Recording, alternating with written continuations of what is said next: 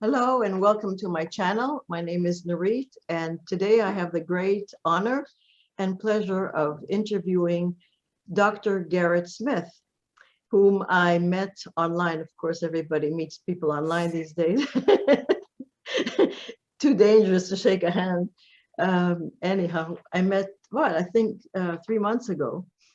The funny thing is, I heard about his main program, which is the vitamin A toxicity. I heard about it about a year ago from my husband's daughter. She was always very, very knowledgeable in all kinds of holistic health stuff. And she also sent me a vitamin D video about that it's rat poison. And I thought, nah, that can't be. Vitamin D. My famous doctor from Toronto told me to take 50,000 units every day to avoid COVID, which didn't help, by the way. So how could that be? And then she said, well, talk to this guy. She said, there's a guy called Grant, and he was practically dying of kidney disease. He had to go on a dialysis. And he completely cured himself by the vitamin A toxicity diet, stopping the vitamin A from food as well. And I thought, well, that's nice. Well, I'll give him a call and see. So I called Grant and I mentioned, I got your name from Marley, and he didn't remember who she was. Since he wasn't a doctor, he was scared to talk to me about anything. So that didn't go too well. I thought, nah, not for me. I'm going to stick to the alkaline diet, which almost killed my husband. It was terrible. And of course, before that, I did the paleo and I did the keto and I did what else? Vegan and vegetarianism. Nothing worked for me. I just kept going from bad to worse. So one day I'm looking at Facebook and I see a name of a person that I met about a year ago, 2 years ago in Budapest. And his name was not Garrett Smith, but I'm not going to say his name, but very similar. So I thought it was him. And I saw that his postings were really, really nice. I agreed with everything politically, medically, whatever he said. It was so right on. And I thought, okay, I didn't know this about him, that he's really smart. So one day I'm lying in bed in the morning and this was the end of COVID, the end for us, for my husband and I. We just finished having COVID. I didn't know what diet to go on anymore. Nothing worked. So I started to go into a very peaceful place inside me. And when I was completely still, I prayed. I started to pray. And I said, God, you got to find me something. Nothing is working. Please tell me something that I could do. I'm tired of this. And then I got up, I went on Facebook, and there was Dr. Garrett Smith, nutrition detective, some article about, what was it about? Oh, about antioxidants, a very different way of looking at antioxidants. And I completely agreed because I never felt right about that topic, the way most people talk about it. So I said, okay, this is cool. So I wrote him a note and saying, this is really good. Tell me more. And then you sent me your website address. And I look at it as, oh, that's Garrett, Dr. Garrett. I didn't know he was a doctor. My friend was a doctor. And I realized, oh, it's Garrett Smith, not the other name. So I started to look at the website and I said, oh, the vitamin A toxicity, which is what Gabor's daughter was recommending a year ago. So I started to look at it and it made so much sense to me. It answered pretty much everything. So naturally I became a member. It's a fantastic program, very easy to understand. There's a program of vitamin A toxicity and the Love Your Liver program about your liver. And I started following it immediately, stopped the vitamin D, instantly felt better.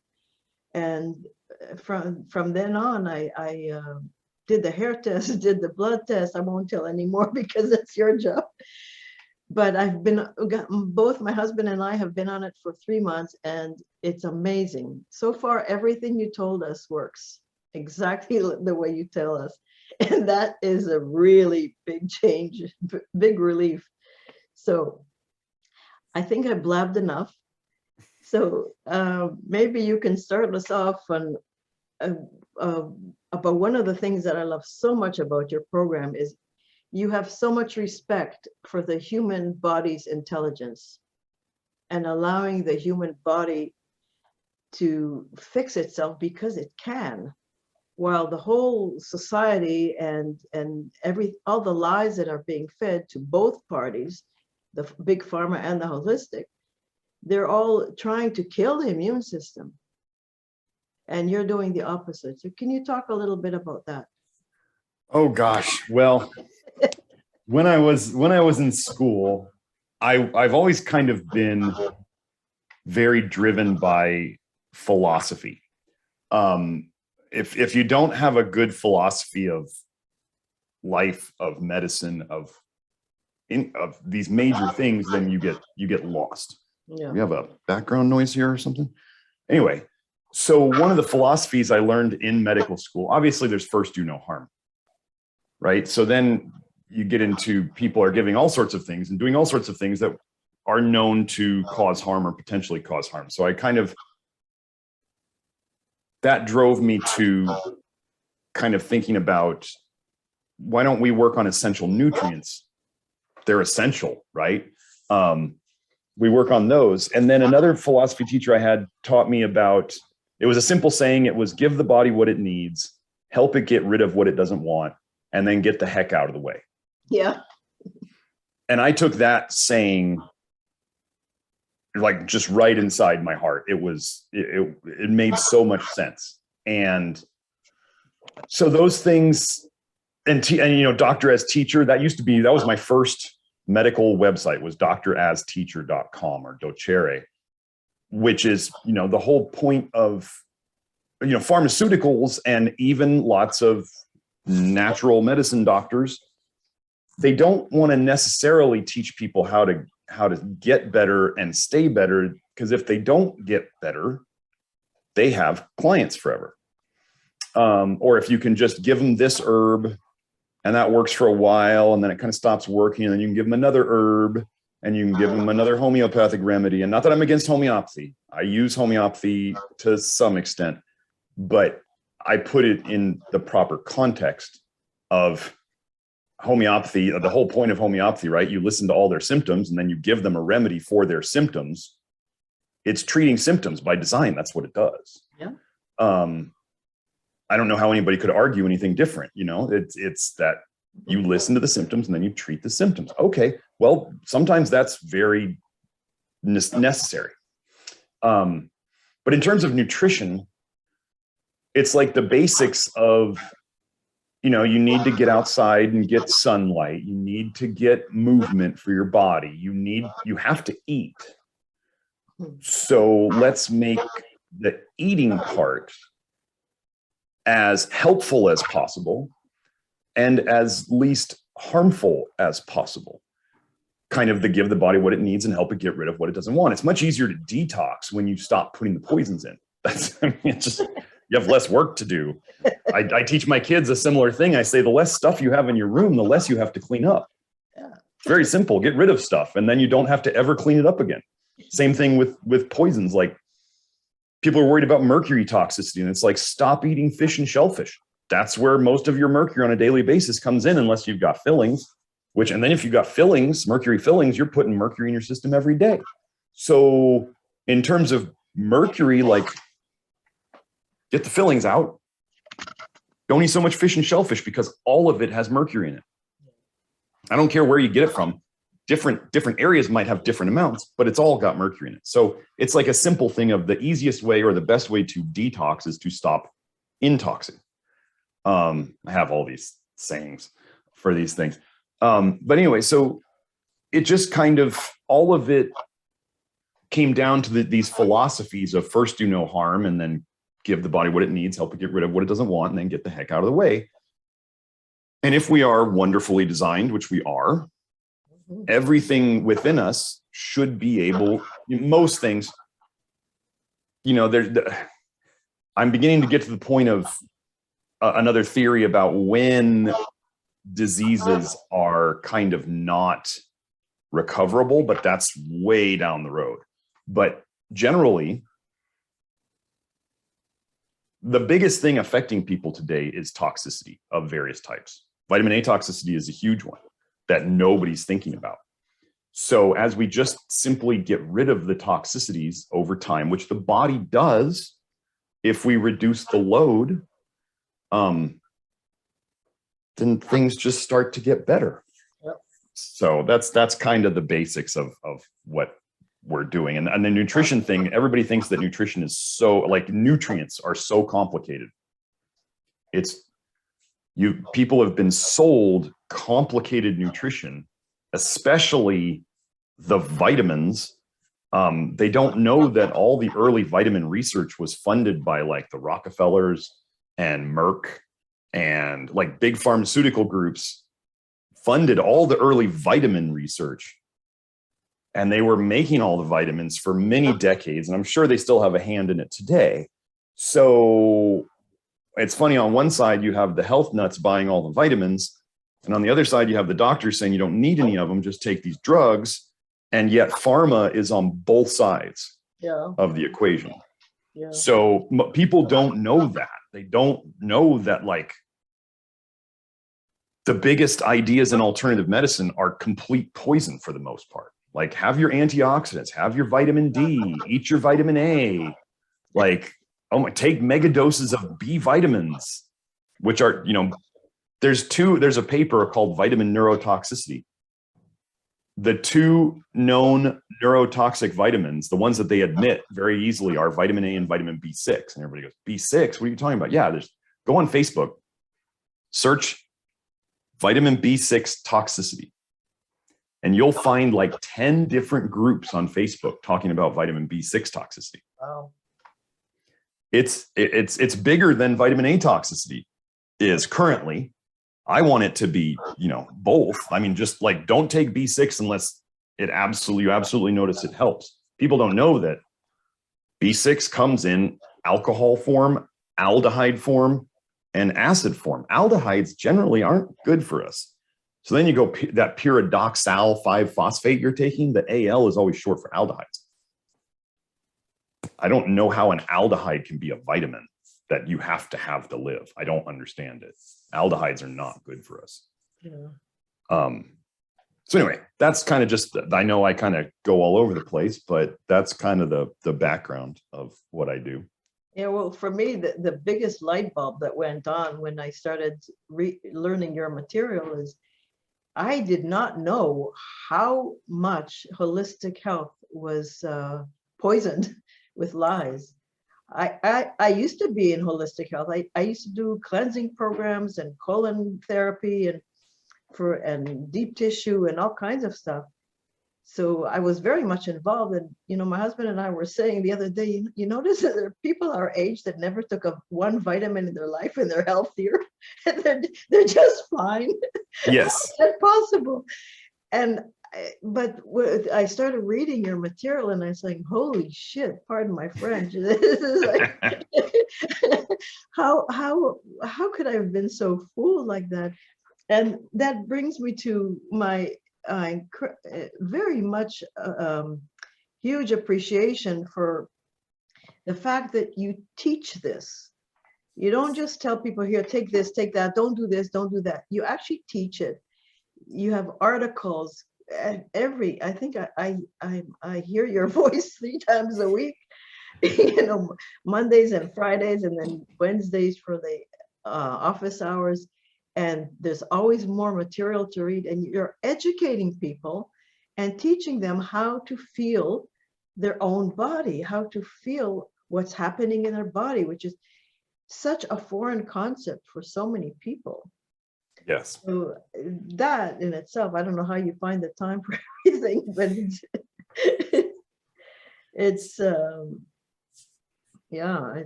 amazing. Yeah, teaching. I mean, the teaching part. I was a personal trainer before I got into medicine, and I would like to, kind of help people. I would use a bunch of analogies to help people figure out how to move a certain part of their body, or think of what to think of while they were doing it, and that kind of turned into fitness. Eventually leads to nutrition, and nutrition taken far enough, in my case, led to medicine. But the teaching part, like I know I don't want to do something unless I have some good reasoning behind it, unless somebody tells me why, because, it's the whole teach a man to fish kind of thing, where you want to, my goal is to teach people how to not need me, and how they can teach their family and, maybe their friends the same things. Now, I can't teach them everything, like blood tests and, all the things that it takes to become, like a physician and all that. Right. But knowing the why, and knowing that, as opposed to when, let's say, a practitioner of whatever type gives somebody a supplement, or their doctor gives them a pharmaceutical, and the person comes back a week later and calls the doctor and says, I feel like garbage. I feel worse than I did when I started. Mm-hmm. And you have the doctor saying, oh, just keep taking the medicine. It'll be fine. It'll take more. Right. Or take double up. Yes. Double up, then you feel horrible. or you have the alternative person who's going, oh, that's just detox. That's just cleansing, and just keep taking it and you'll eventually get better. And as I was in the natural medicine field, if you will, for longer and longer, I came across people who were told they had been detoxing, like they never felt better in 2 years. They actually only got worse. And this woman's like, my hair is falling out, and my teeth are falling apart, and my marriage is about to fall apart. And this is what she told me when she finally came over to me. And I was going, you were not detoxing, they were poisoning you. I mean, at what point? That this is where I had to, I thought about all these things myself, and I had to come to the realization that if I gave somebody that immediately something that immediately made them feel bad, it was probably not good for them. Yeah. And that could be that whatever I gave them wasn't good for them at all. It could be that whatever I gave them, they weren't ready for yet. If it was a nutrient, maybe they didn't have a deficiency of that, and I'm giving them something that is overloading their system. We just immediately start. I mean, what I think practitioners should do, what I do, is we immediately step back and we go, wait. Let's not take that for now. Maybe we'll need it in the future, but whatever you're doing right now, if you're getting negative symptoms, even in a good way, somebody might say, well, could it be a good thing? And I'd say, well, if you're detoxing, if you are detoxing too fast and you don't feel good, why don't we just slow it down a bit, and you won't feel as bad and you'll still be detoxing? Yeah. So it just becomes, like, gosh, somebody's driving their car and they're like, every time I go around this turn, I just crash into the side wall and you go, well, maybe slow down around the turn. And then you could kind of drive a little fast, but you'll still go around the turn. You won't hit the wall. Like it seems so. I mean, one of the biggest compliments I get from people, and I'm sure I'm sure this will resonate for you, is they tell me, you're the first doctor who the stuff you said made sense. Yeah. And I go, that's because it first had to make sense to me. Like for me, I've done, that's the other thing. Everything on the program, I've done myself. I do my hair test every month because I can. And I do my blood tests, and I take my own supplements, and I experiment on myself. If I'm actually in an experimental phase of a supplement test right now, where I'm testing something that I think could be helpful. I know it will be helpful, but it's very strong. So I have to know how strong it is before I can go and like unleash it on people. Right. Because as you may know, many of the people who are in the who get into natural health, they're very intense people, and they have good intentions, and they're willing to do whatever it takes, which is great. The problem is, if you take somebody who is kind of the more is better, and I'm going to do everything possible to get better, and I'm going to combine this and this and this, and I'm going to do it all at once, and then they overdo it. Just like working out, you could put too much weight on the bar when you're working out and hurt yourself. It doesn't mean that weightlifting is bad for you. It means that you could do too much. Mm-hmm. So it's very much the same with detox. People can push themselves way too hard. One of the concepts I go by is we store mainly toxins in our liver. And people have been storing decades of toxins in their liver. Yep. And if it's one of my other sayings, it's a poison. If it's a poison on the way in, it's a poison on the way out. So if we think of it took decades to load up the liver, and you can't unload that in 2 days. Yeah. Like there's no weekend cleanse. So darn. we have to go slowly. It's just like nuclear waste. Like if you want to get rid of the nuclear waste, you got to figure out a way to do it right, or else you're going to hurt a lot of people. Yeah. Same thing with your body. You want to get rid of this garbage. It's poison. Your liver was holding it because your liver is the area that can take the most punishment. Your liver can completely regenerate.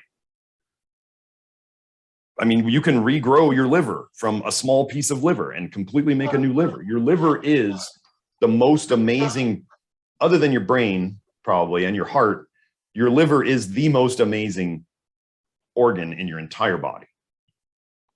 And that is why almost every health approach focuses on the liver. They just don't understand what they're doing. Like if you say to alternative people, they'll say milk thistle, take milk thistle for your liver. Okay. What is it doing? What does it have in it that I need or that I'm lacking? What is the magic thing? And they'll say, oh, it's silicon or silymarin. And then you go, okay. I always joke about this. I say, ask questions like a 5-year-old. What is silymarin? Why? Why take it? What is it doing? Why would we not be designed with this magical silymarin molecule in us? Yeah. If it's something that's so necessary. What a point. And what I tell people is, most people don't realize that 70% of pharmaceuticals are compounds that are derived from, so they can patent them, from plant compounds. Okay. So then drugs and the compounds in herbs are related. If we don't know if the compounds in herbs and the compounds in pharmaceuticals, when we're talking about the things that they say are active ingredients, right? The things they isolate to make extracts, isn't an herbal extract kind of a pharmaceutical in a way then? They're isolating compounds and doing all this stuff. So in a way, the herbs are just nicer drugs.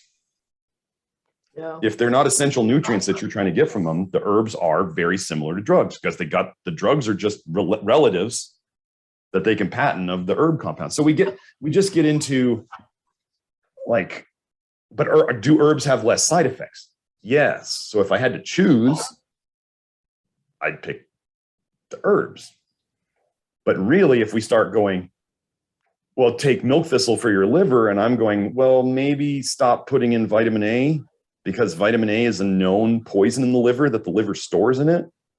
And maybe stop putting in like these other, like vitamin D supplements, which is a poison. And I mean, that you guys should watch my video on YouTube about vitamin D as a poison. Like they researched it in South Africa as a genocidal tool. Oh. Like, and it is a rat poison. It's called D-Con, D-Con. They sell it in blocks as rat poison, and they sell it for when the mice and the rats aren't dying from the Coumadin or warfarin tablets. It's the second level. So like a pharmaceutical drug, Coumadin and warfarin is the first level. And then when that doesn't work, then you go to the vitamin D. You go to the vitamin. Oh. It's crazy. Yeah. So yeah, we've just been the problem with a lot of the natural stuff is the very strange thing is things that are poisons often show a benefit at the start. People feel better at the start. And then only over time, how many, I'll ask you this, Nuri, how many diets have you gone on or health approaches where you felt a bit better at the start? Yeah. And then all of a sudden later, it all just falls apart. That's right. This is the mark of poisoning oneself. Yeah. So when people start on an herb and I felt so much better at the start, and then 2 months later, 3 months later, they're like, yeah, it doesn't seem to be helping anymore. I'm still going to keep taking it, right? They still keep, everybody just adds supplements, right? They just keep them on there, and just the supplement graveyard, I call it. I have a whole box under my table. It's a huge box. Just waiting to throw it all out. I have a supplement graveyard too. Mine is very, very much smaller because I went through it and I started looking at things and I saw that they had expiration dates that were like, some of them were 6 years ago, 8 years ago. And I'm not worried about, minerals as an example. Like if you have a magnesium supplement, I mean, minerals don't expire. They don't. Like, you're not going to sit there and look at your gold ring and be like, my gold ring is expired, it's bad. So magnesium doesn't go bad. But anyway, I was looking at it going, or like when they put an expiration date on salt. Yeah. I don't see anything growing on it. I don't know what you're talking about, but they do that so they can sell it to you again. So the people who go, oh, it's expired, I should throw it away. But anyway, the supplements, I just looked at them. I went, I haven't taken it in 8 years. Well, which actually means 2 years, because you always add expiration dates are typically 2 years. So I haven't looked at this in 8 years. I haven't touched it in 8 years. And that means it was manufactured 2 years before that. I can probably let it go now. And then I've had people where I get them off so many supplements. I had a woman come to me with 2 or 3 pages of spreadsheet supplements, right? Of all the ingredients of the kitchen sink supplements. The ones that have like 30 ingredients in each one. So I got her off so many supplements in the first month that her husband and her were able to take a vacation based on how much money they weren't spending on supplements, and they were getting better. Yeah. So it was that's the worst thing, is to be paying a bunch of money to actually be getting worse. Oh, I know that one. So I've done it. I've done many of the diets. I've done many, I had a heavy metal phase where I obsessed about heavy metals. I had a candida phase. I had a probiotics phase. I was one of the early ones. I used to, in the mid 2010s, I got into the early 2010s? I got into the vitamin D thing so much. I was doing a skin prick blood test for vitamin D in my office. Like, I was into it. And glad I figured that out. That was an interesting story of how I figured that out. It was kind of like my vitamin A discovery story. I mean, I didn't discover the vitamin A toxicity thing. That was Grant. Well, at first it was Anthony Mawson, and then it was Grant. And then I took both of their work and turned it into something that was systematic and able to help other people. So it's wonderful. And I love that you don't have a protocol. that's kind of that's an important point for me, is the idea of protocol where everybody does the same thing. And you use simple logic on it. You go, okay, so does a 100 pound or a 50 kilo woman do the same thing as a 200 pound or 100 kilo man? Yeah.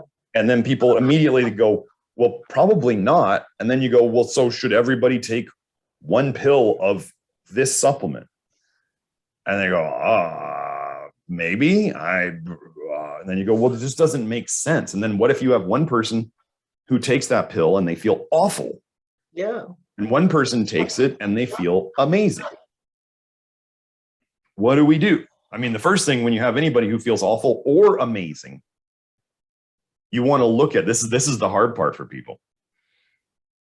So the awful thing we kind of already talked about, but the feeling amazing, like right away, can be an indicator of a poison effect, right? Because I mean, why would people do recreational drugs? if there wasn't something that made them feel better in some way, right, than they already were. They may have been feeling bad. They may have been depressed. They may have been anxious. They may have been all these things. But then taking that drug improved how they felt. That's a mark of the immediate, I feel better from this, like right away, can be it's commonly a marker of a poison. Yeah. Unless we know it's something essential that the body needs. Like if somebody feels terrible and they haven't eaten for 3 days and you give them a steak and they feel better, I mean, that's obvious. They were starving, right? Yeah. If somebody, let's say I do hair testing on them and they have high calcium on their hair test and low magnesium, and you give them some topical magnesium, which is an essential mineral, and they feel like they sleep better, or they feel more relaxed, or they feel generally good things kind of calm the system. They don't amp it up. Having better energy is different than being amped up. Mm-hmm. So yeah, it's all in the interpretation. This is part of the issue is looking at things and going, is this actually, so somebody feels better from it. Can we go and research it? Does that thing have a toxic effect? Is it an essential nutrient? Did the long-term studies or anecdotes bear out the short-term effects? Because often we find that things that are beneficial short-term are really not good long-term. Yeah. So this is kind of what I do. My brain, I was put here. I believe I was given my brain the way it was by God to do what I'm doing. Yeah. And I wish I could teach all of it to people, how they can do it. We have some very good researchers on the network, on the Love Your Liver network, who, like David, he finds all sorts of cool research about kind of like the conspiracy behind nutrition and all of that stuff. I mean, for so many people, when you think about the how many ways we've been lied to, people will go, oh, politics, we've been lied to. And then they'll say, oh, conventional medicine, we've been lied to. And I go, well, they're lying to you on both sides. Yeah. That's the problem. We want to believe that there's one good side. There's no money to be made in healthy people. Right. Whether it's alternative or conventional medicine, there's no money in healthy people. Yeah. Like an acupuncturist, as an example, I know acupuncture, I learned in naturopathic school, but nobody has a deficiency of needles in their body, right? Yeah. And if you think about it, the internal chemistry of the body, let's say you're putting these needles in, and in a way you're kind of adjusting the energy flow in the body, right? But what caused that energy flow? Yeah. Isn't it the chemistry of what's going on in the body? So then if you go and adjust it, and then the chemistry, as most people know, you go and you get an acupuncture treatment, or you go and you get a massage, or you go and get an adjustment, and you feel better for a day, maybe a couple hours, maybe a day, maybe 3 days, and then it all comes back. Yeah.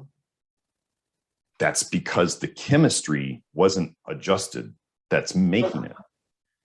One of the coolest things that I have with clients is if they go see a chiropractor regularly, for example, and they're always out in their sacroiliac joint, the chiropractor will start saying, wow, the adjustment's holding now.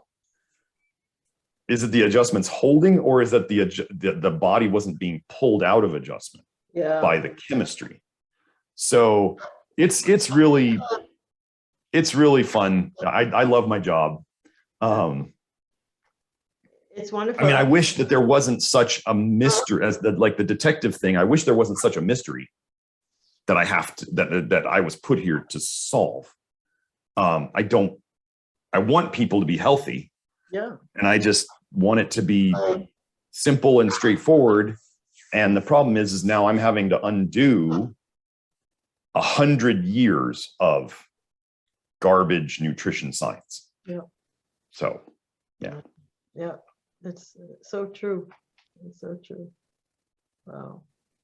So what's next? What's next is I think that it's so important for people to not just read a book about something. That's what I did before. Read a book. Okay, it says this. I follow the protocol. felt better for a month or two, and then all the symptoms come back. And I think it's so wonderful that A, you educate people, B, you test. The hair test and the blood test was so revealing. I would never have known. And then you guide people on how to slow down when they're too gung-ho, like somebody I know when I look in the mirror. I started, my husband and I both started on the lactoferrin, and he could take half a pill, no problem. So I go, okay, this is good. And I took a quarter only. I'm smaller than him, no protocol, okay, fine. Right. I got such a stomach ache for so long. And you were the one who told me, well, you got to slow down, take this much, stop for a while. And he taught me how to take it with the psyllium and dissolving it in water first, so it will be easier to take it. But without that kind of guidance, like you say, this is not a joke. This is not a game. It works, but there is a method to it. There's a science behind it. And it's really important to get educated and to know and Yes. to learn to feel. You even taught me how to feel when a certain food isn't good for me. You told me if in half an hour later I don't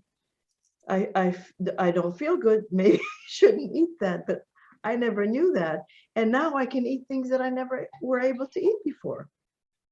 And I mean, I'm delighted. The diet is not that hard. And of course I miss some spices, but apart from that, I can eat beef now, I can eat beans now, I can eat things that I could never eat before. So, and things that I take affect me differently. Like before, if I took colloidal silver, it did nothing for me. Now, if I take 1 tablespoon, bang, I feel a huge difference. Huge difference, because I think there's not that much resistance from the toxins. Yes. I could explain that, but you might go over the heads of people here. Try us. Well, oh gosh. So, well, I'll try not to dive too deep. I'll keep it more superficial, but so we were talking about the antioxidant post that I did on Facebook. Yeah. So, of course, the modern, you have to realize the conventional medical community and the alternative medical community, they all went gaga over antioxidants. Right. Right.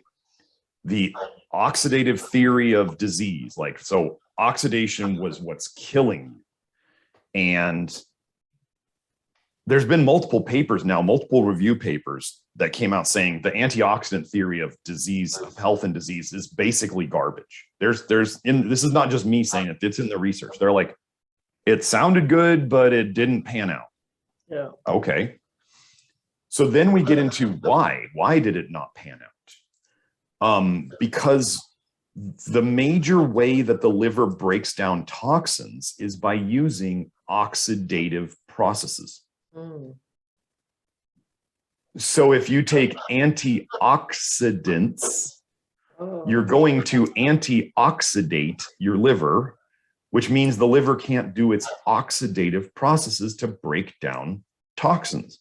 Oh. So that's that part. So what do we have everybody trying to eat more of today? Eat your bright colors, eat your, high antioxidant foods. And I'm going, no, people didn't used to do that. Like in the biblical diet, when people have looked at the foods in the Bible, the only 2 vegetables that are mentioned are leeks and onions. Not exactly brightly colored vegetables. There's not tons of berries. There's no weird superfoods. It's just, we can look to the past for a certain thing. We kind of talked about this, like looking, you don't need to look to cavemen or animals for your eating ideas, because they didn't necessarily, did they do things naturally? Yes. Does that mean that everything they chose to do was the best thing? No, they were having to just survive. Yeah. So we are a bit beyond that. We're in kind of a place where we can have both knowledge and abundance and the ability to figure out what is best and what is not. And eating the liver that stores toxins is probably not a good idea for the people who are out there eating liver and cod liver oil and all that stuff. I was getting into the antioxidants. What was the connection between the antioxidants? Can you remind me? I got off track there a little bit. Oh, what happened? Are you there? Yeah, I'm here. Okay. I'm thinking, trying to remember, but I can't. Anyway. But so the antioxidant theory, that's a huge one. And so people are taking, all these things, and the liver is being shut down. Yeah. And everybody's going, I need to detox. I need to take herbs and detox and do cleanses and all this stuff. And I'm going, what if you just stop slowing down your body's own detox? Yeah. And it does the best job for us. It's like we want the body to, doctors don't heal broken bones, right? They just do things, hopefully, so that to put it in the right place so that the body can then heal it. Right. The body does all the healing. All we need to do is get out, get the toxins out of the way and give it some of the raw materials that it needs to fix it. And it's really, that's a big thing. But the other thing I was going to go over, like where you were talking about the lactoferrin, one of the things in the research, one of the things back to the books that you were mentioning about health books. What I found in my history with health books was that health books make all sorts of claims. Yeah. And they don't necessarily put research to connect, like in the book, they don't put a footnote or a the little number by it for the references so you can then go check it. Some of them do, but most people are never going to check those references because it's a book and they're not going to go and type out each little address into their computer. But one of the things that I just found that books would claim stuff, and later I found out that most of the stuff they were claiming was BS. And I went, wouldn't it be nice to be able to check and see if what they said is actually backed by research? And so what I do, like obsessively almost in my writing and in my YouTubes, is I put the links and the quotes, and I have to show that I'm not just making stuff up here. Right. And I want people to be able to go and check on it. Like I want the title of the study there. I want the link to the study there. I want the quote so that they can go and look it up on their own, see that I'm not pulling the wool over their eyes. I'm not like the other people on Facebook or Instagram who just say, this does this, and you should do this. I can't do that ethically. Yeah. I have to show my work, as they used to say in math, right? You have to show your work. Okay, well, here, I'll show my work.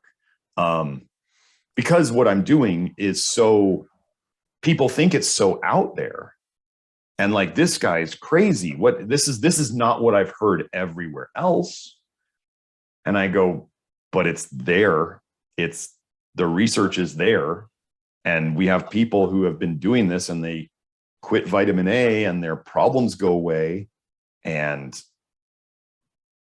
here's all these papers on vitamin A toxicity, and vitamin A toxicity connected to this, and vitamin A showing that it ruins the liver, and then liver problems connected to this. And, figuring out, the big thing that we got to was figuring out that pretty much all modern chronic disease is rooted in the liver having a problem and the bile getting into the blood. Right.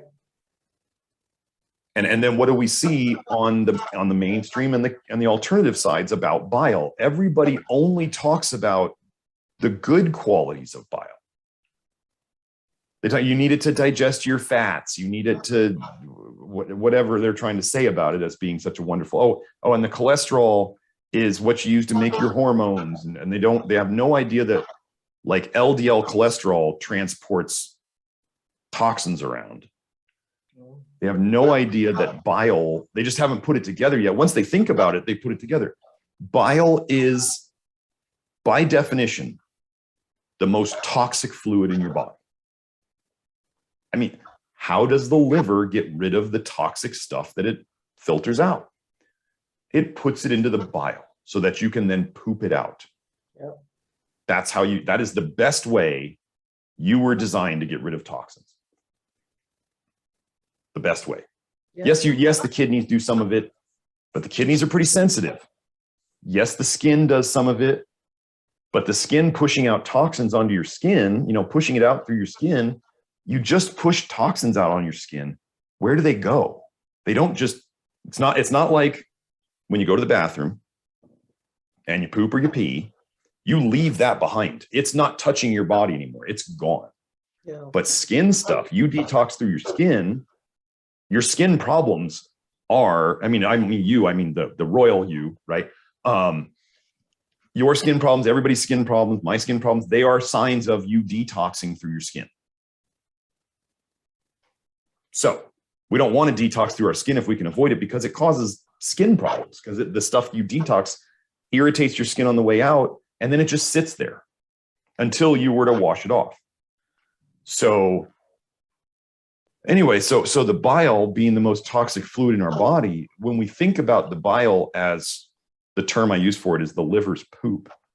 You should, when we think about it that way, is, we ate food, we use food, and at some point the food has turned into poop, and you only want to get rid of it. You don't want to back it up, right? Nobody likes being constipated.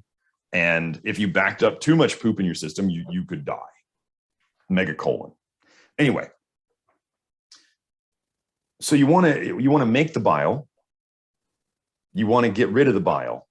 And and you want the bile to stay in its pathway from the liver to the bile ducts to the intestines, and then some of it gets pooped out, and the rest of it gets what's called enterohepatically recirculated back to the liver, and then the liver filters it out again and sends it in this loop. Health problems come about when bile escapes this loop and gets into the bloodstream. This can happen from what's called intrahepatic cholestasis in the liver. This can happen from what's called extrahepatic cholestasis in the bile ducts and in the intestine, going backwards up the intestines. This can happen in the intestines. It's called leaky gut. And this is one of the things we fix. So your toxic bile is what's causing leaky gut. And then as you were saying, Nurit, as we fix this leakiness in your gut, then all of a sudden you don't have these allergic reactions to food anymore. Yeah. And you can tolerate foods that you didn't used to tolerate. Exactly. So, and did I treat your leaky gut? I didn't do a single thing to treat your leaky gut. I just am getting the bile we're getting the bile to be less toxic. We're using things like lactoferrin to seal up the bile ducts and to seal up the leaky gut. And we're getting you to poop out the bile. And that's basically, that's the gist of it. And that's why we see so many that people think unrelated health conditions get better. Yep. Is because they're all rooted in the same thing. Yep. So we never even talked in the beginning about my leaky gut. And meanwhile, I used to choke every night. I used to wake up choking from all the bile coming out, the acid coming out. And at times it spread throughout my chest, and I thought I was having a heart attack. And now it's gone. It's simply gone. Yep. I think one of the problems in our society is people get very complacent with what they know, and it's, well, wait, let me add to that. It's what they were, for most people, it's what they were told. What they were told. Yes. Exactly. And I remember my mother grew up in Canada, cold Canada, and she had to take cod liver oil every day. And when I lived in Canada as a child, I had to take cod liver oil every day. I was born with jaundice. My daughter was born with jaundice. Her 2 kids were born with jaundice. And if you ask any health practitioner, oh, that's normal. They say, it's normal. All children have it. It's no big deal. We put them under this kind of light, and a few days are fine. It's become normal. Right. And we're stuck in these, Why? Well, let me clarify that a little bit. People may not know this, but jaundice, the yellow skin and the yellow eyes and stuff like that, is a sign of the liver backing up bile into the blood. Exactly. And so these things that we say cause cholestasis, which is the liver injury, which is the bile getting back into the blood, like vitamin A, like vitamin D supplements. Well, and what is in cod liver oil? Vitamin A, Yeah. vitamin D. And I think in an article I found from the World Gastroenterology Foundation, they said that, what was it, 2006, 60% of the kids in the US were born with jaundice. So what that means is those kids are being born with a liver problem from the very start. Yeah. And just because they took a light and made the skin color go away doesn't mean that their liver is all of a sudden fixed. Yeah. Right. You know, if it's, just so crazy. Morning sickness for women is a sign of bile going back into their stomach. Modern medicine has no explanation for morning sickness. Yeah. They have none. Yeah. It's but I have a paper that says intrahepatic cholestasis, mild, should be considered, it should be considered normal in pregnancy. So they're saying an injured liver that is putting bile back into the blood can be considered normal in pregnancy. So you were having extrahepatic cholestasis, which is where the bile was going back up your stomach and coming back up. People know that you can throw up bile, right? Yeah. So in pregnancy, the extrahepatic cholestasis is the bile going far enough back up into the stomach to cause you to become so nauseous. And what is often the solution to that? Well, you need to eat something. Even though you're nauseous and you don't want to eat, you need to eat something. What does the eating do? It dilutes the bile. It's not just straight acid. Like when you're in chemistry class, right? If you think back to high school days and you were in chemistry class, if you got one of the chemicals in your eyes, what do they have you do? You go and you put a bunch of water in your eyes, right? You just flush your eyes with tons of water to dilute the poison. What can we do in our body to dilute? If we dumped too much bile into our stomach, how can we dilute it? We can eat. And that's one of the ways you can do charcoal. I know you're in Hungary, right? I know in Europe in general, charcoal is a still commonly used remedy. If you have any stomach issues, you just take charcoal, right? Yeah. Yeah. Well, what is charcoal absorbing? I can show you the research that charcoal soaks up bile acids really, really well. Yeah. So yeah, it all starts to, when you start to see the connections, it all starts to make sense. And then we can go into the research and show things like people with diabetes had twice as much bile acids in their blood as normal people. And you go, oh, that's probably a connection. And then we can find in thyroid stuff, there's different bile acid patterns in the blood of different thyroid conditions. And it's really cool to be figuring this stuff out and to now have plausible, logical explanations for why certain things happen. Oh, but about the lactoferrin. With you, the lactoferrin, you took enough that it increased your bile production, but you still had cholestasis. You're not all better yet. Like, this is a process that we have to fix. So your leaks weren't totally gone yet. So when you took the lactoferrin, you started dumping more bile. The leaks were still there. The backflow was still there. So then you got some heartburn. Yeah. So what did we do? We just slowed it down.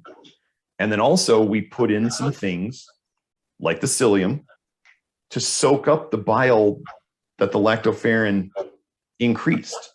And that's all it was. I just actually added that to the program, how to take lactoferrin if it gives you some acid reflux, what to do. So I could teach everybody, right, how to do that on their own, because I know I don't want heartburn, but that's an early thing, and that's one of those early things that can happen over time that will completely go away. Yeah. Yeah. And that would be the sign that we're doing something good, is that we have this little flare up at the start and we go, okay, let's just slow it down. Yeah.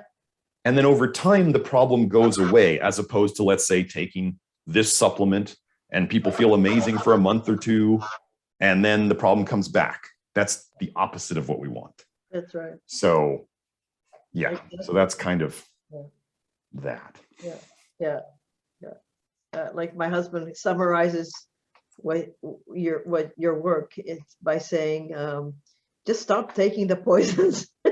That's Take only what the body wants. Stop giving it what it doesn't want, and everything will be fine. And the truth is, I'm taking so few supplements now, so few things. Like I in the morning, I look at the tray where all my stuff is, and like, that's it. I take one or two things. That's it. I used to take so many things. And then the funny thing is so, like, right, you used to take a lot of things, but when we do things, we do supplements with one thing in them. Yeah. Right. So even if you're looking at that pile that used to be a bunch of things, like think of how many of those supplements used to be like the kitchen sink ones with 10 ingredients or 20 ingredients or that's right. Whatever. So we reduce it down to like the basic foundational things that I use with most people is like 4 or 5 things at most. And that's based on testing. There are some other things that we talk about, which some individual people can find beneficial, but those are things that can't really be tested for, and people have to try them. That's right. And that's what I'll tell them that. I'll say, I can't tell, like taurine as an example, or glycine, 2 amino acids that can be really helpful for the right person because they affect the bile in different ways. So if one person tries glycine and they're like, oh my gosh, that messed with my head so much. Okay, don't take it. But taurine, oh my gosh, taurine made me feel relaxed. It helped me sleep. It did all this stuff. Taurine for now, go ahead. And over time, what we should see is that you don't need the taurine after a while, after months, a year, whatever. And that's the sign that we are fixing what was broken. That's the funny thing about my approach is I would love to get people off all supplements. The reality of it is that the food doesn't have in it what it needs anymore. Yeah. A lot of people we're undoing decades worth of poisoning, which means that if we weren't designed to be so poisoned, and we need nutrients to both protect us from poisons and to run the detox programs, then we're going to need more minerals for quite a while to help run the system, because we just need more than food was necessarily designed for, because we weren't designed to be this poisoned. Right. And so I look at it this way. I go, you know what, if I'm testing for minerals and other things, I'm testing for these things myself. And I mean, I know people want to be on no supplements. They would love to do that. And I go, I would love that too, but the food's not there, and the toxicity is way too much. And so I say, if worst case scenario, if you had to take a couple pills a day that you knew you needed based on testing and based on your reaction to them, you feel better when you take them versus when you don't. Right. If that's all you had to do to maintain your quality of life and not have to go to the real doctors, would you do that? And I say, I would gladly do that. Yeah. I would, what's an investment in your health like, versus, the thing I think that's cool about healthy people from what I've observed is truly healthy people, when they die very quickly. Like it's either too much of a stress on the system and they pass, or they don't. And if they don't die, they recover very quickly. Mm-hmm. What I want to avoid in my older age, as I get on in years, I don't want the slow breakdowns of system after system after system after system after system, where you just watch people just slowly crumble. Yeah. I do believe that people can be very, very healthy And then it's like the people who you hear about, they were really healthy. They got to a very old age, and then all of a sudden they die in their sleep. Yeah. That's what I, in terms of that side of life, that's what I'm after. Or they'll say, you could get hit by a bus. And I'll be like, if I get hit by a bus, hopefully I'm either dead or I'm going to recover very quickly because I'm healthy. So, even on that end, or as you mentioned earlier, with people who, the grandpa, the great grandpas and the other stuff where they ate. I know in America, we have the story of, there's not that many stories these days because most of those people have passed on by now, but they would say, my grandpa or my great grandpa used to eat, like, he didn't eat breakfast and he had a very basic lunch, but he had a steak and potato every night for dinner and maybe a beer, and he didn't drink any water, and he lived until he was 95. And they think that with what we think we know today, how did that happen? Right? How did he live so long if he was doing things that were so bad? And we go, well, one of the things I can tell you is the world didn't used to be as toxic, and his diet was quite low in vitamin A. Yeah. We can explain these things now. We can explain the things that our modern knowledge says shouldn't be possible. And he probably didn't sit for hours in front of the computer and then go to the gym and work out for 2 hours. Yes. Yeah. Just more movement. The jobs used to be more physical. Yeah. And even for, let's say, the women who took care of the home, they were doing a lot more. They were, God, it can be, I was a janitor. One of my very first jobs, I was a janitor of a gym. And so I just cleaned up at night, and that's so physical. You're moving the whole time. Yeah. So taking care of kids and taking care of a home is plenty of exercise, and that all counts. Yeah. So, just physical jobs, physical days, that's huge in terms of keeping people fairly healthy. It's just movement. Nowadays, there's so many things you can do. I kind of just tell people, like, if you don't move your body at all, I expect you to be sick. However, let's say if you're out there watching this and you say, but Dr. Smith, if I exercise at all, I feel horrible, like a train hit me. Yep. Here's what's going on for you. You have super toxic bile, and you have a lot of liver injury, which means the bile is going back into your blood. What if I were to tell you that exercise causes you to dump bile from your liver? If you have really toxic bile, it goes back into your blood and you feel bad. So what we see as people get better is, as we fix this cholestasis, this liver injury, people are able to tolerate more exercise. And they can then start walking. They could start doing some other, mild strength training. They can just slowly increase. And that's kind of like a positive cycle, because the positive cycle helps over time as they don't get as much bile into their blood, and it stays in the bile ducts and in the guts and in the loop. They don't get as many problems from exercising. And then we have people on the network saying they're actually craving exercise now when they didn't used to be able to. Right. So, and I have research showing that exercise increases bile excretion. So we know that, so then people go, well, is bile excretion good or is bile excretion bad? Bile excretion in the loop is good. Bile excretion that escapes the loop is bad. So this is where people have misinterpreted the goal of this work, where they think that they just want to start dumping a ton of bile. Yeah. That's a quick route to feeling awful. Yeah. Because the bile will actually, bile damages everything it touches. Yep. Why does the liver become cholestatic and leak? Why do the bile ducts become cholestatic and leak? Why does the leaky gut happen? I've now connected, we've connected leaky capillaries to bile. So your little blood vessels out, like in your fingers and your nose and your ears and your skin. So this leakiness is caused by the damaging effects of the bile. The Yeah. bile damages everything it touches. If we're healthy, normally the bile ducts in the liver and the gut can handle the bile because it's not as toxic.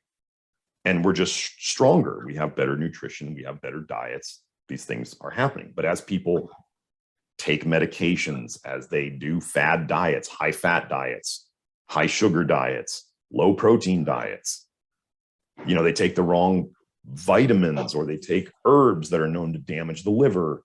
I mean, 20% of the liver toxicity cases in the United States these days are attributed to herbal, as they say at HDS, herbal and dietary supplements.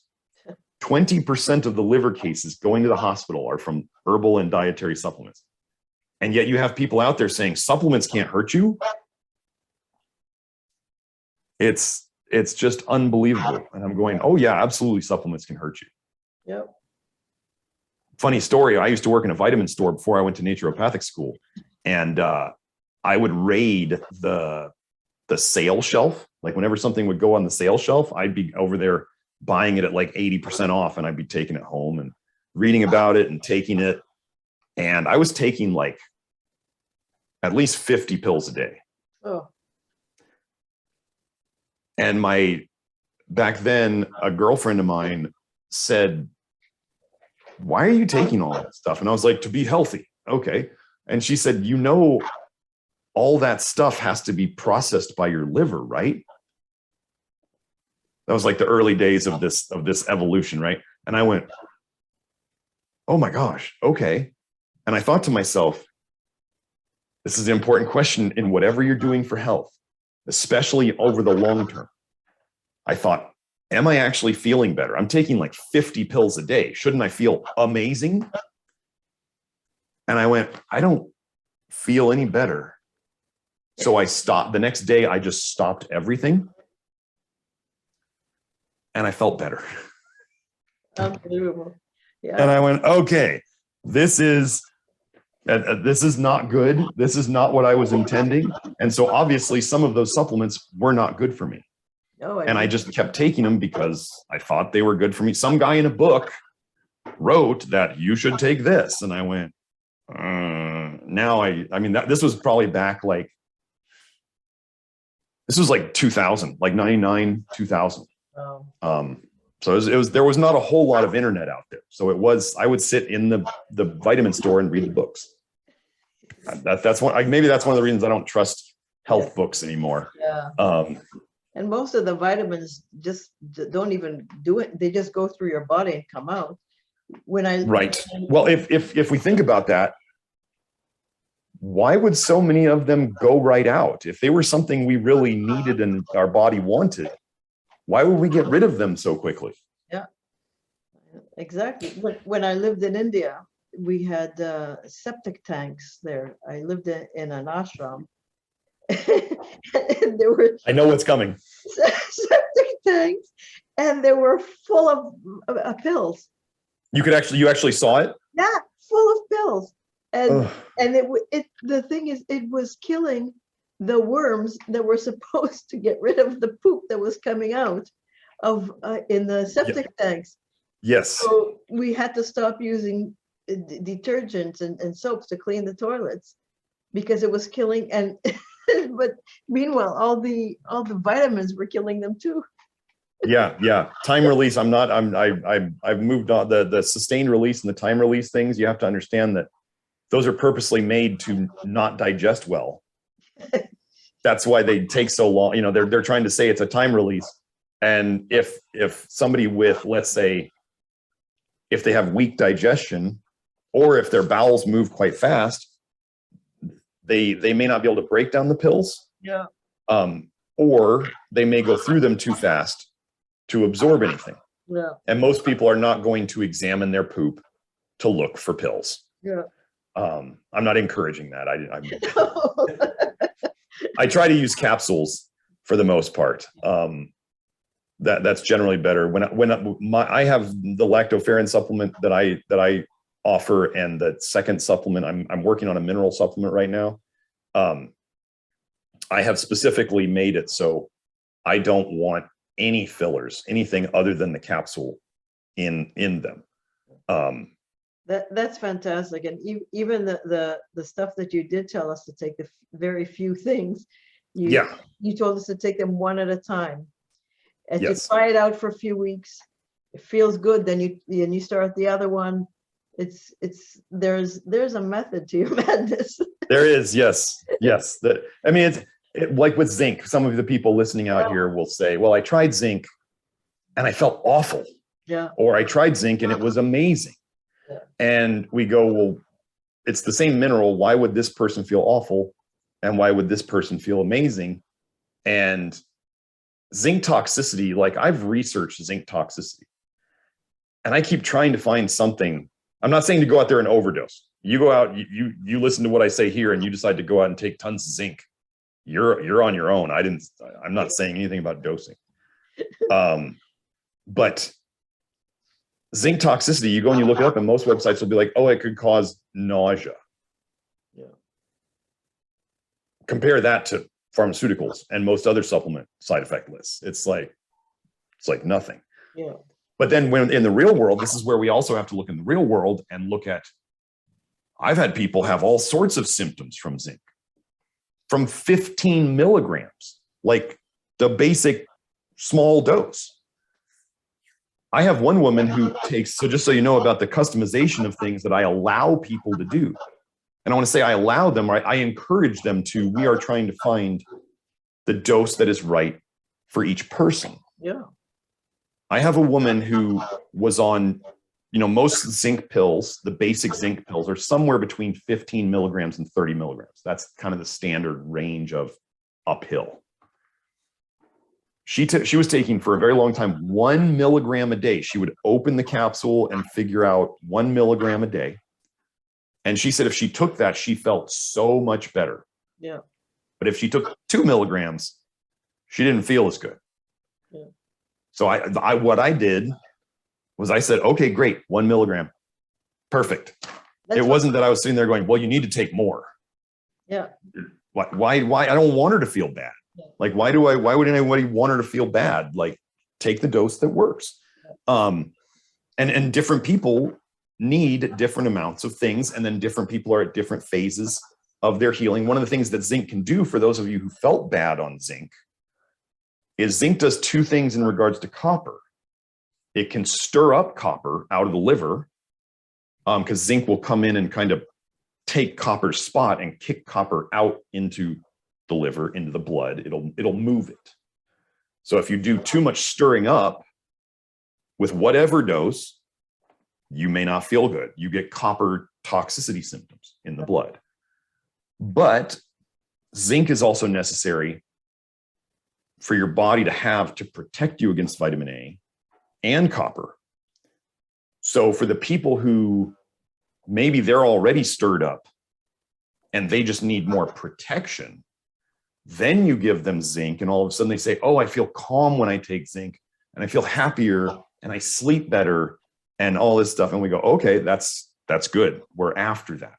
Yeah. So yeah, because once we figured out what zinc does, then we have a good explanation of why somebody might feel bad on it and why somebody might feel better on it. I can tell you that pretty much, I don't want to use an absolute, but I can tell you that just about every single person I look at on hair testing and blood testing, I look at hair testing and blood testing for both copper and zinc. Mm-hmm. Everybody has a zinc deficiency. Okay. Does that mean everybody gets zinc? Not necessarily. Does that mean that everybody gets the same dose of zinc? No. I just had a guy yesterday, I gave him a 5-week protocol, a 5-week, I call it the zinc experiment. Gave him a 5-week experiment where he's testing out different, he's steadily going up in dose. Mm-hmm. And yeah, he had 4, I think I have about 6 common markers. I haven't counted, I could go over them, but anyway, 6 common markers of zinc deficiency between the blood test and the hair test. And he had like 4 of the 6. So it was pretty easy. And I think I even asked him, I said, have you ever taken zinc before? And he said, yes. And I said, how'd you feel? And he said, I felt better when I took it. Like when I felt better when I took it, and we see a deficiency on the bloods and the hair, we can be fairly sure of that we're on the right track. And just zinc, I mean, zinc is involved, I think, in 200 enzyme processes in the body.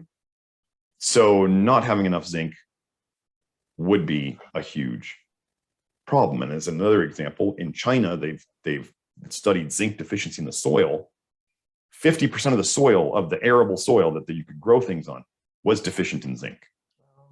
So that means any food grown on that is deficient in zinc.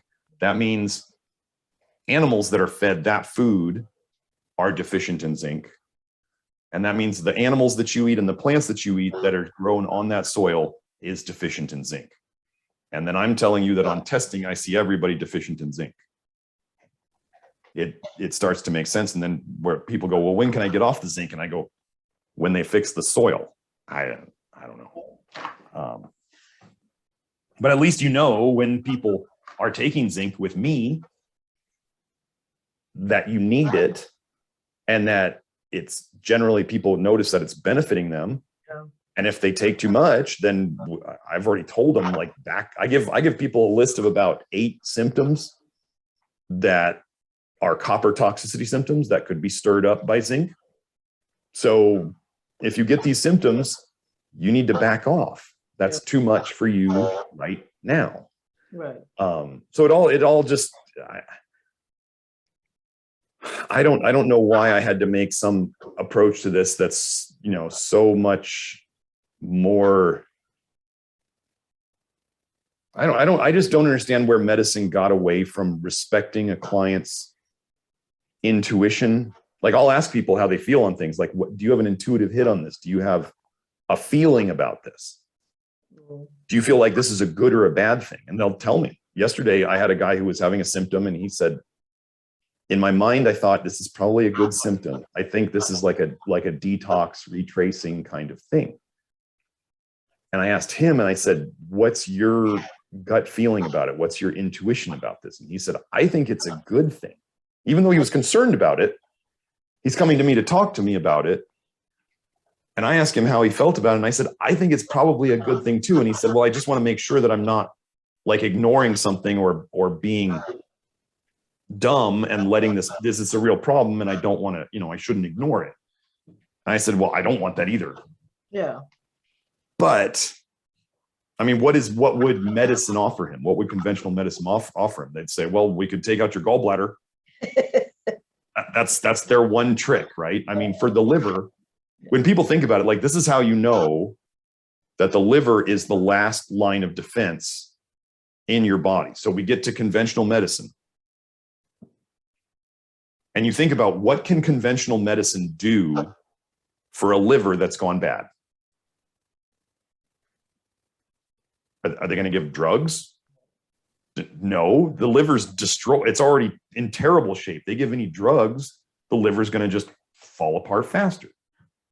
Are they going to, so they kind of, the cut, burn, and drug, right? That's the conventional. Yeah. So they can't give drugs.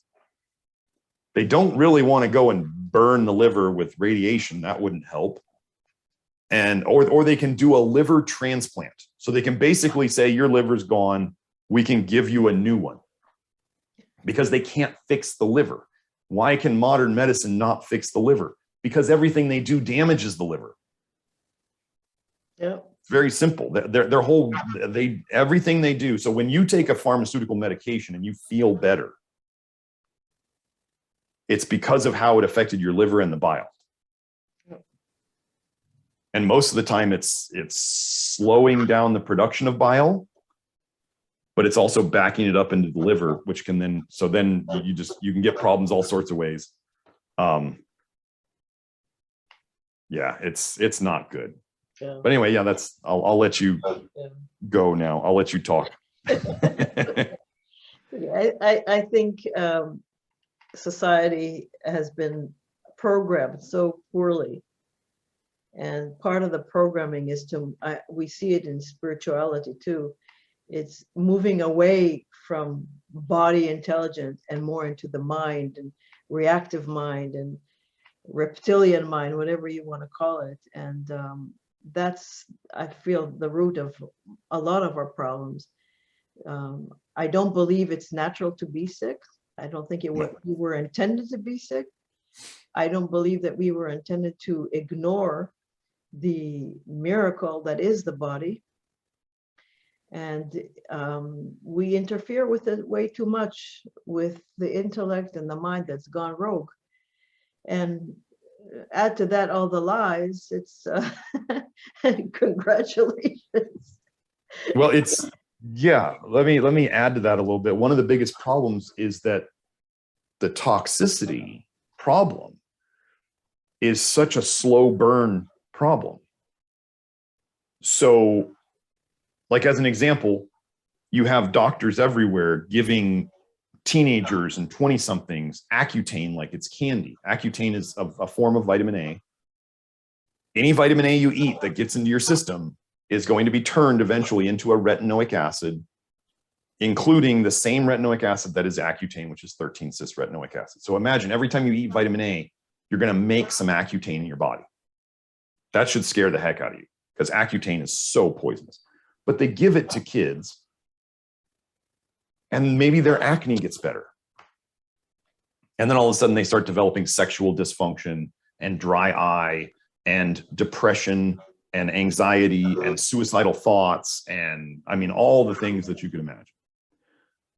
But even still, people could take, so like with vitamin A, people are eating it in the food.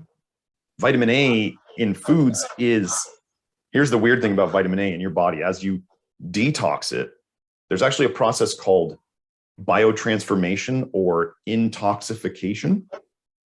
So there's like detoxification, right? That's good, but intoxification is a process which happens with vitamin A.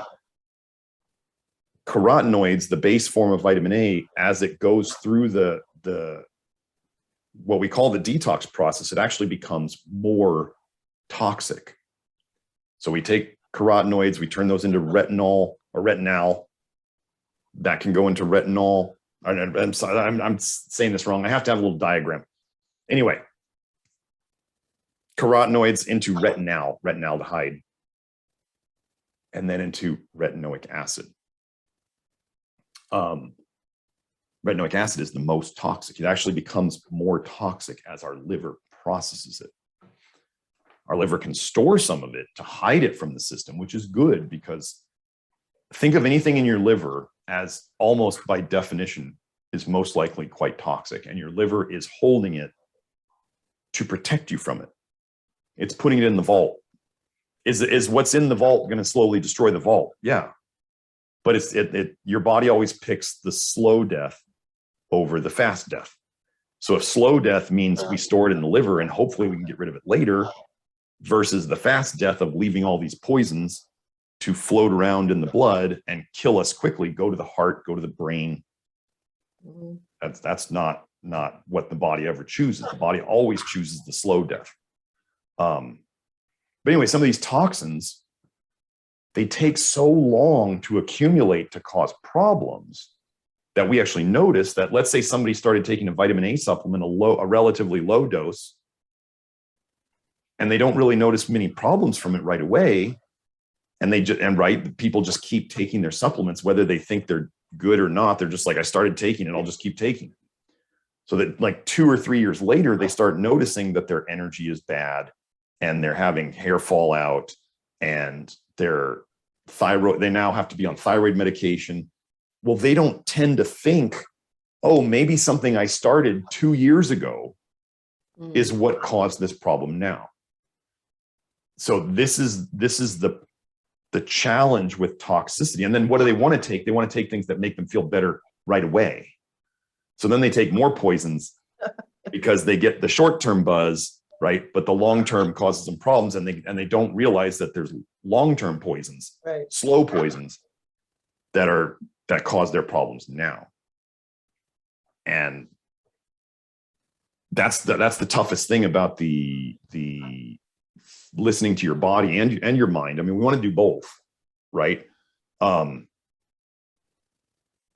it's very tough. There's a lot of bad information out there, and a lot of people are very strong at convincing themselves that what they feel or what they see is either the absolute truth or it's not true at all. Right. And they're told things like, oh, detox, the feeling bad at the start, the detox is good for you. And so they convince themselves of that. And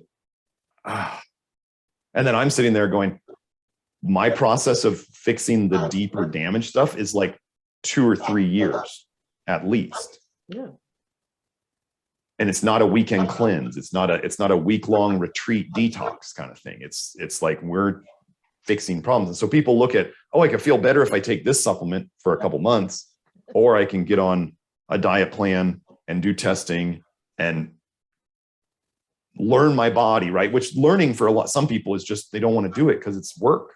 Yeah. So I'm sitting there going, here's the deeper root way, and we can fix the problem. And there's work in it. You got to learn, you got to test, you got to listen to your body. And in the end, you'll come out healthy and able to, and on less stuff. And you know what to do, and you can teach your children what to do. And you can have an idea of when you come across something, you'll have a framework of how to figure out, is it good for me? Is it bad for me? Versus the people who want it right here, right now. They're going to listen to the very first sign their body gives them, which is like the drug effect. They feel better from something, and they're going to take that. And they don't know why they're doing what they're doing. They just listen to what they're told. It's a tough competition, if you will. Yeah. And not everybody can handle my approach. Not everybody wants my approach. But I mean, I tell people, like, if you had a dog and the dog was injured and the dog's in pain, and you offer the dog, like, dog, you can take this painkiller and it'll make your pain go away for 8 hours. Or dog, you can not take the painkiller and go to physical therapy and do exercises, which might be a little painful. And it'll take you 6 to 8 weeks for you to get out of pain, but then you'll be out of pain completely. Most of the time, I think even the dog would pick the painkiller, right? Picking the long road that really fixes things, it actually requires more intelligence. Yes. So, and harder work. And not everybody's, built for that. Well, we've been trained to pop a pill, and we've been trained for quick fixes and everything Yep. else. So But yeah, when the listening to the body is huge. And I even now I've gotten to the point where I'm kind of just, I'll actually, when I fill up my water glass, I kind of like, I'll be like, oh, I only need a half a glass of water right now. Oh, I'll go do a full glass of water. It's really kind of crazy now. I've got like these, and when you start listening to your intuition, it gets stronger. Yeah. That's right. And that was how I started to figure out the vitamin D poisoning and all that stuff. Is I would look at my supplements and I'd be having, let's say, a health issue pop up, and I'd look at my supplements and I'd get a gut feeling about it's that one. Yeah. I think it's that one. And then I'd go and I'd research it, and I'd be like, oh my gosh, like this carotenoid. I remember astaxanthin is a carotenoid. It's what makes shrimp pink. Yeah. It's what makes salmon color. Yikes. And I was taking a high dose of it because I read on the internet, this was before the vitamin A toxicity thing, but so it's in the family of vitamin A.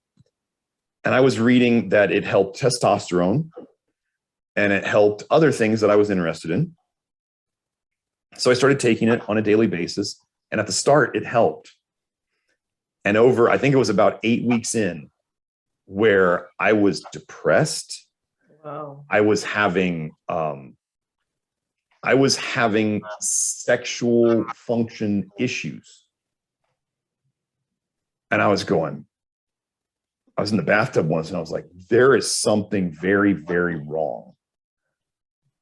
So then I start Googling about astaxanthin and side effects, and all of a sudden, boom, like there was a lot of stuff. I learned that all the studies showing that astaxanthin was good were all funded by the companies that made it. People had already figured that out. I didn't even look into the studies. People were just pointing out, they're like, all these studies were funded by the companies themselves. And I went, oh my gosh, there's people having the same problems as me. And I quit it. And then, 2 or 3 weeks later, I was fairly back to normal. I probably wasn't as good as I was before because I still probably had a lot of that stuff in me, but at least I wasn't putting it in every day. Right. And that was just another nail in the coffin. When I found out about vitamin A toxicity, I could look back in my life when I was eating raw liver, back when I was eating, when I was doing the astaxanthin supplements, back when I was doing cod liver oil. I could look at those times and I was like, I didn't get better during those times. I got worse. So yeah, it's all just observation is huge. And I can kind of shorten people's experiment time or observation time, just because I was blessed with that ability. Well, you certainly have done it for us, and I am extremely grateful. I'm so glad that I met you by some miracle with Facebook. It was an answer to a prayer for sure. And those of you who are listening or watching this, I hope you made it this far on the video, and all the information that you need to look Dr. Smith up will be in the description. And I hope you keep an open mind and try it out for yourself, because I can tell you it's done wonders for me. I have more energy than I've ever had. I get up at 4 in the morning and work all day, don't need my nap anymore in the afternoon. And it's been a tremendous blessing. So thank you so much. And thank you for speaking with us today. And God bless. You're very welcome. Thanks for having me.